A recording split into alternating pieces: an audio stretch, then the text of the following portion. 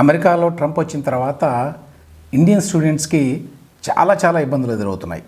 తాజాగా ఒక వార్త ఏంటంటే తుమ్మేటి సాయి కుమార్ రెడ్డి అనేటువంటి విద్యార్థి ఆత్మహత్య చేసుకున్నాడు అని. ఇతను న్యూయార్క్లో చదువుతున్నాడట. పూర్తి వివరాలు ఇంకా తెలియదు. దీనికి సంబంధించి గత 2 రోజులుగా వార్తలు వస్తున్నాయి. ఇవాళ ఈనాడులో కూడా వచ్చింది. అయితే ఈ విద్యార్థి ఎక్కడవాడు, అసలు ఏం జరిగింది అనే విషయాలు పూర్తిగా తెలియదు. మీడియాలో వచ్చిన సమాచారం ఏంటంటే డిపోర్టేషన్ చేస్తారేమో అనే భయంతో అతను ఆత్మహత్య చేసుకున్నాడు అని. అమెరికాలో చదువుకోవడానికి వెళ్ళిన విద్యార్థులు ఎందుకు భయపడుతున్నారు? ట్రంప్ ఏమన్నా కొత్త పాలసీలు తీసుకొచ్చాడా? కాదు. గతంలో ఉన్న పాలసీలని ట్రంప్ వచ్చిన తర్వాత అక్కడి ప్రభుత్వం చాలా స్ట్రిక్ట్గా అమలు చేస్తుంది. దాంతో ఇండియన్ స్టూడెంట్స్కి చాలా ఇబ్బందులు వస్తున్నాయి. మామూలుగా అమెరికన్ యూనివర్సిటీల్లో ఫీజులు కట్టి చదువుకునేటువంటి విద్యార్థులకి ఎటువంటి సమస్య ఉండకూడదు. మరి సమస్య ఎక్కడొస్తోంది అంటే చాలామంది దిగువ మధ్యతరగతి విద్యార్థులు అమెరికాకి వెళ్ళి చదువుకోవాలనుకుంటున్నారు. ప్రధానంగా ఎంఎస్ చేయడానికి ఎక్కువ మంది వెళ్తారు. భారతదేశం నుంచి, మరీ ముఖ్యంగా ఏపీ, తెలంగాణ నుంచి. ఫీజులు 30 లక్షల నుంచి 50-60 లక్షల వరకు ఉంటాయి ఏడాదికి. చాలామంది అప్పులు చేసి అమెరికాలో యూనివర్సిటీకి ఫీజులు కడతారు. అక్కడికి వెళ్ళిన తర్వాత ఉండటానికి మళ్ళీ చాలా ఖర్చులు ఉంటాయి. సో వీటన్నిటినీ ఎంతో కొంత ఆఫ్సెట్ చేయడానికి అక్కడ స్థానికంగా చిన్న ఉద్యోగాలు చేస్తారు. ఇక్కడే ఇప్పుడు చిక్కు వచ్చింది. చిక్కు ఏమిటంటే నిబంధనల ప్రకారం అమెరికన్ యూనివర్సిటీలో చదువుకునేటువంటి విద్యార్థులు వారానికి 20 గంటలు మాత్రమే పనిచేయాలి. అది కూడా విదిన్ ద క్యాంపస్ పనిచేయాలి. ఏ యూనివర్సిటీలో చదువుకుంటే ఆ యూనివర్సిటీ క్యాంపస్లో మాత్రమే పనిచేయాలి. సో ఇవన్నీ కూడా అకాడమిక్ వ్యవహారాలకు సంబంధించిన ఉద్యోగాలు ఉంటాయి. చిన్నవి రీసెర్చ్ అసిస్టెంట్ లాంటి ఉద్యోగాలు. అవి చాలా తక్కువ మందికి వస్తాయి. మరి మిగతా వాడంతా ఏం చేయాలి? సో ఎక్కువ మంది క్యాంపస్ వెలుపల చిన్న ఉద్యోగాలు చేస్తారు. కన్వీనియన్స్ స్టోర్సు, గ్యాస్ స్టేషన్స్, ఇట్లాంటి వాటిల్లో. ఆ వచ్చిన డబ్బుతోటి అక్కడ ఉండటానికి ఖర్చుల కోసమో, లేకపోతే వెనక ఇండియాలో తల్లిదండ్రులు చేసిన అప్పులు ఉంటాయి అమెరికాకి పంపించడానికి, అవి ఎంతో కొంత తీర్చడానికో ఉపయోగిస్తారు. ఇప్పుడు ట్రంప్ వచ్చిన తర్వాత అమెరికాలో చదువుకునేటువంటి అంతర్జాతీయ విద్యార్థులు ఎవరో కూడా క్యాంపస్ బయట పనిచేయకూడదు అనేటువంటి నిబంధనని చాలా స్ట్రిక్ట్గా ఇంప్లిమెంట్ చేస్తున్నారు. ఇందుకోసం ఐస్ అధికారులు రంగంలోకి దిగుతున్నారు. ఐస్ అంటే immigration and customs enforcement. Trump రాక మునుపు కూడా ఈ ఐస్ ఉన్నది. అయితే ప్రభుత్వం అప్పుడు ఇటువంటి వ్యవహారాలని చూసి చూడనట్టుగా వదిలేసేది.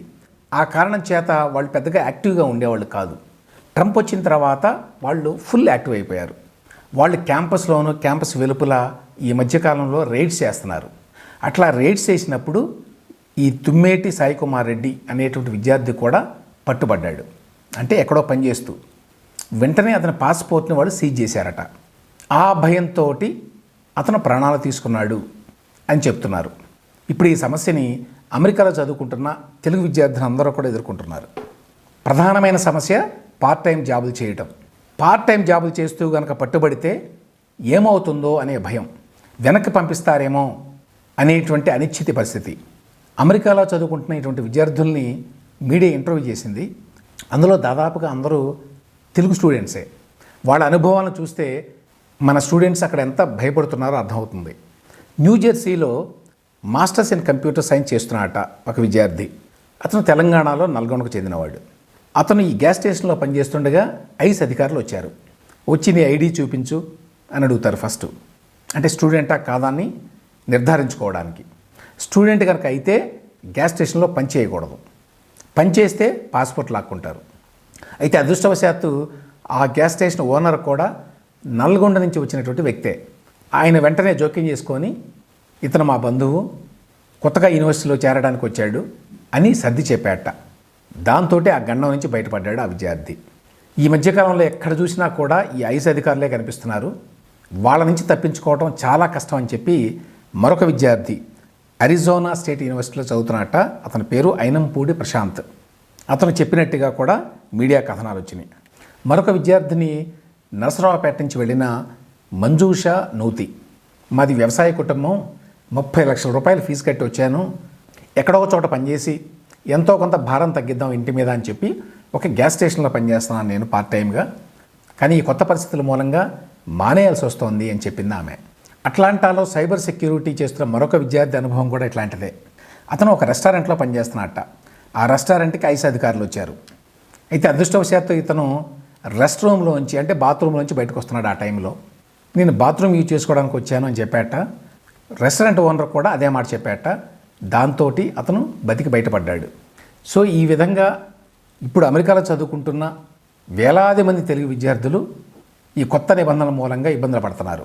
చదువుకునేటప్పుడు క్యాంపస్ బయట పనిచేస్తే వాళ్ళు ఖచ్చితంగా చిక్కుల్లో పడతారు.